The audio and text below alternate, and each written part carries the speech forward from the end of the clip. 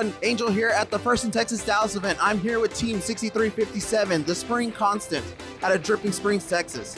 This up-and-coming team is the winner of the First Impact Award at the Texas Belton event with their self-published children's book, Mission Unimpossible, our awesome intake, climber, unknown churro device, and other software improvements. Let's see what this team has to offer on this episode of Behind the Bumpers.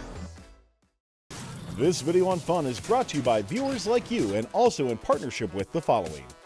Discover how Kettering University students engineer their success with Kettering's amazing co-op employment programs where students earn great pay and gain valuable experience. Those accepted into Kettering University can apply for a robotics scholarship, providing up to an additional $5,000 a year in tuition assistance. Head on over to kettering.edu/first to learn more and apply.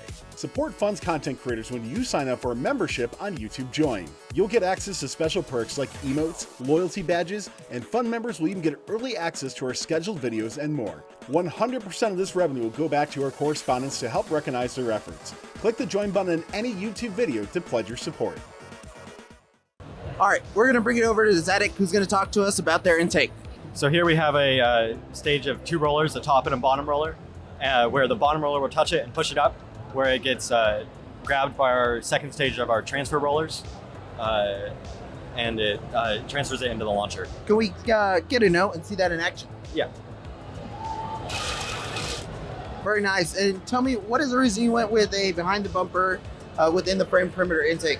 So we decided to go underneath the bumper because we were worried about being outside of the bumper and colliding with someone, especially in auto, with that midline that is unprotected for both alliances. So we tried to protect ourselves as much and touch it on it with the notes. Very nice. Let's go over to Will to talk about our launcher. Will? Yes, for our launcher here, we chose an angle variable launcher. Right now, it's not actually working, so it's just at a fixed angle. We're gonna fix that by state, hopefully.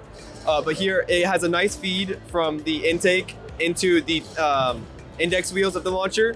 And then these index wheels spin opposite of each other, powered by just one motor, into the launching wheels, which we found out that vertical wheels like this are better than the horizontal wheels at launching the note more stable in the air.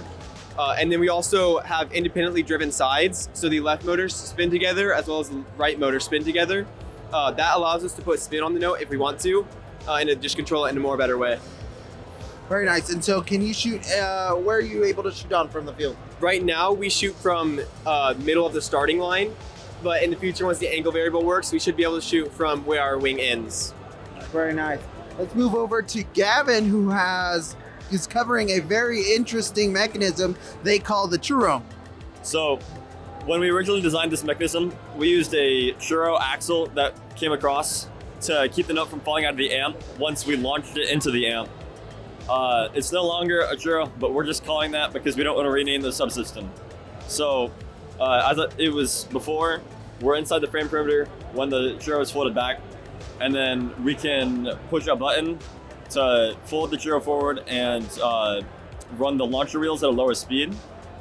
And then we transfer the note from the launcher into the launching wheels, and that'll shoot it into the amp, which will then drop it onto this face of it's called the churro. It's like a funnel, and it drops it into the amp. And how reliable have you been seeing that iteration to your robot affect this competition? We completely redesigned it. At one point, it was a much larger mechanism, and it would cover the entire top half of the amp. And then we found that to be somewhat inconsistent, especially on the wooden amp that we practice on. But we found that this works better on all different surfaces and friction. It's pretty reliable. We make it into the amp probably about 80% of the time.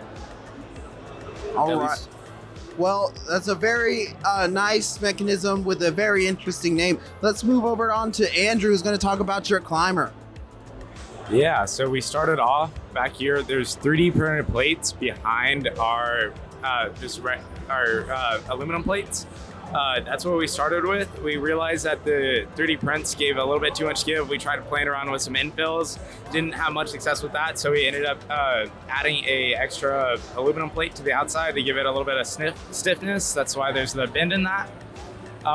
And we use these, we played around a lot with tolerances on this to figure out both the these bearings, the bigger bearings, as well as the little bearings, to make sure that we are all like within tolerance and we're able to go up and down very smoothly. Alexa, do you want to show that up and down with the climb? Oops. All right, and how effective does the double hook you have on this climber work? So right now it kind of saved our butt, because whenever we fix the angle on the launcher, we're no longer able to use this hook. So temporarily it's just this back hook.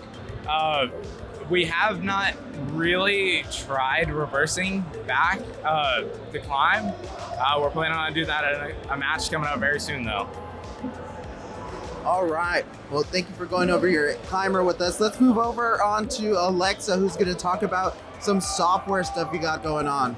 So on the robot, we use the laser cams that were made by a FRC team in Australia, and that is what we use for our LiDAR. We originally have our colors as teal to kind of show that on the robot, and once we intake, the LiDAR sends the note and stop our intake and transfer mechanisms and turn orange so that we know that we have a note and that we are ready to launch. Can we see that in action? Yeah. So it stops the note, and then we stop it before the flywheels so it doesn't shoot out immediately. And when we run the launcher, it changes the lights to purple when our motors have gotten up to speed for us to shoot. Got you.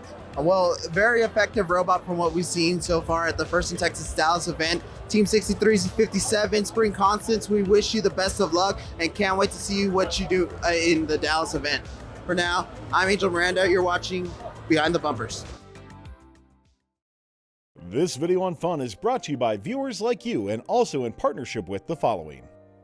Discover how Kettering University students engineered their success with Kettering's amazing co-op employment programs where students earn great pay and gain valuable experience. Those accepted into Kettering University can apply for a robotics scholarship, providing up to an additional $5,000 a year in tuition assistance. Head on over to kettering.edu/first to learn more and apply.